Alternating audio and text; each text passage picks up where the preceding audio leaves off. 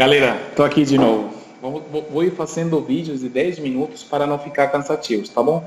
Continuamos na questão do Bruno. Na experiência lógico-matemática, para o Bruno, o conhecimento não é construído pelo objeto, e sim pelas ações do objeto, como utilizar procedimentos, juntar e ordenar, que são experiências para o conhecimento. Bruno colocou uma questão importantíssima. Piaget acreditava, primeiro, que os estágios eram organizados, eles tinham uma certa sequencialidade.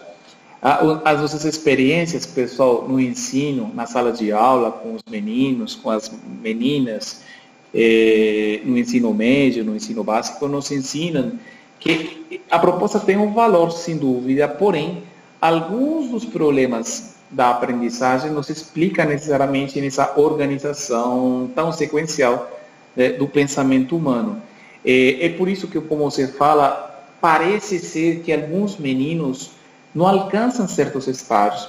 E isso acontece muito, por exemplo, em meninos que têm situações seríssimas, emocionais, que não conseguem chegar a estágios simbólicos da experiência humana. Que significa alcançar uma dimensão simbólica da experiência? Significa que eu sou capaz, por exemplo, de me desligar do mundo concreto para pensar mundos possíveis. A imaginação, por exemplo, a fantasia, são processos que são de uma ordem simbólica que às vezes muitos meninos, por diferentes situações emocionais das experiências de vida, eles certamente não atingem. É interessantíssimo você falar do objeto. Piaget tinha uma certa, eu poderia falar, uma certa preferência por pensar que existia uma relação entre a criança e os objetos físicos, os objetos do mundo, inclusive os objetos simbólicos, como a matemática, mas de uma forma que a gente não consegue entender muito bem. Piaget esquecia que essa relação entre criança e os objetos, sejam materiais ou simbólicos, eles tinham que estar mediados de alguma forma por relações, por uma cultura, por professores que alimentam essa relação, esse vínculo entre indivíduo e o que ele está aprendendo. Uma questão importante aí é justamente pensar como, por exemplo, qual é o papel nosso que nesse processo de mediação entre o indivíduo que está aprendendo e os processos de aprendizagem que ele está desenvolvendo na sua relação com os próprios objetos. Uma questão importantíssima aí vai ser, uma hipótese da disciplina Psicologia da Educação, é que não existe relação direta entre indivíduo e objeto. Não é possível. Essa relação está sempre mediada. Está mediada por processos motivacionais. Por isso, alguns dos colegas falavam, caramba, você pode ser o melhor professor do mundo, se não tem motivação, se as experiências emocionais não alimentam o campo do ensino da matemática, não adianta. E olha que nós como professores da matemática, eu sou psicólogo, mas eu já fui na minha juventude professor de matemática. É interessantíssimo como uma das áreas que está mais, eu diria, complicada, mais desafiada em relação com as emoções, é justamente o ensino da matemática, um dos processos mais complexos. Não depende só da questão do objeto, sino também dos processos subjetivos que estão na base desses processos da aprendizagem. Muito bom, Bruno. Excelente. Gostei muito.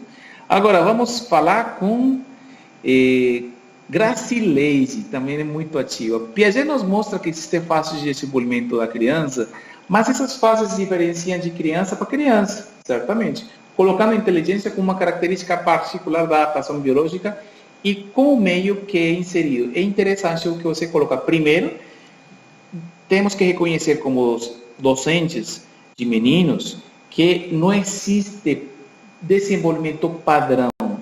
Uma coisa é a teoria, com uma base epistemológica universalista, e outra coisa é Pedro, João, Fernando, Miriam, Diana.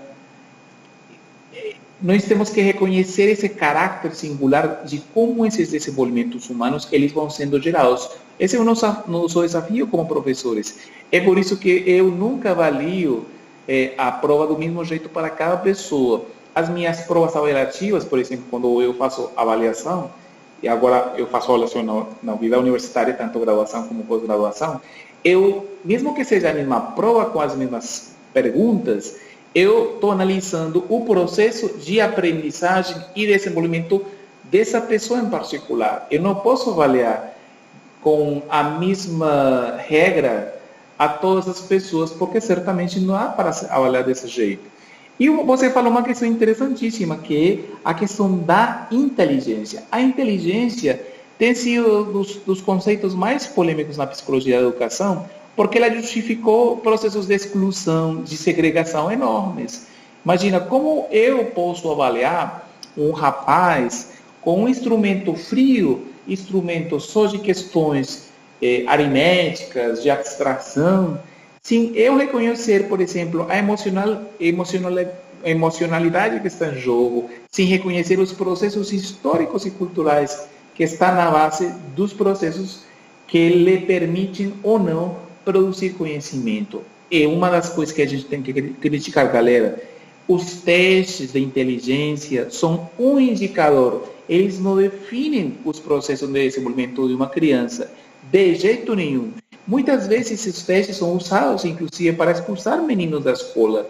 E olha que a escola, às vezes, é a única instituição, o único cenário social que ele tem para desenvolver processos que, às vezes, nas famílias não são possíveis ou que na própria comunidade estão um pouco mais complicados.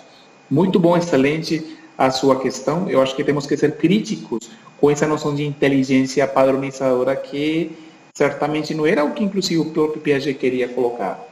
Esperto. Vamos lá, fala ele. Muito bom. Falamos sobre Piaget. Como o Piaget tinha formação na área de biologia, está correto, nada mais que natural é procurar dentro da sua formação uma explicação de como se dá a aprendizagem. Tal aprendizagem falada por Piaget se referia à cognição. Nesse contexto, a teoria Piaget deixa explícito que todo ser humano aprende de acordo a fases da sua vida, ou seja, independente do meio, todos têm naturalmente um desenvolvimento da aprendizagem. Olha que interessante. Eu estou criticando antes o Piaget, e você colocou, Egberto, uma questão que, meu amigo, é fundamental. Piaget também nos incentiva a pensar nessa via, a pensar que, de todas formas, nós temos uma capacidade para aprender. Lembra aquele vídeo que eu mandei para vocês do Karnal, Leandro Karnal? Ele falava uma coisa fantástica: todos podemos aprender, só que todos não aprendemos da mesma forma. E nós, professores, às vezes estamos obsessionados porque eles desenvolvam o exercício matemático da forma como a gente quer. E nós perdemos possibilidade de entrar no raciocínio da criança ou do rapaz e ter um contato muito mais dialógico e reconhecer as diversas formas de resolver os próprios conflitos cognitivos que são gerados.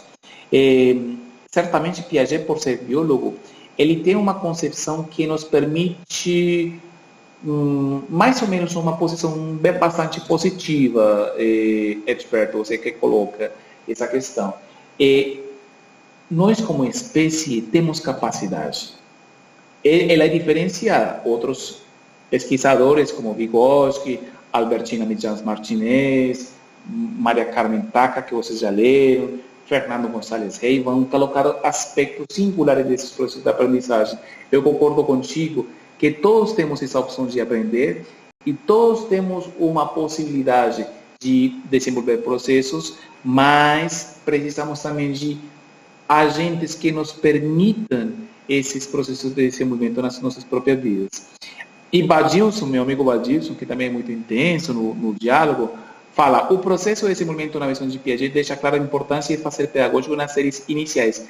Certamente, Badilson, tua questão entra no que acabei de falar. Não é possível nós pensar uma única forma de aprendizagem. Não é possível. Existem diversas formas e a pedagogia oferece certamente esses recursos para pensar o singular e o diverso, que certamente são os processos que os meninos vão desenvolvendo nas suas próprias vidas. Vamos para o seguinte vídeo.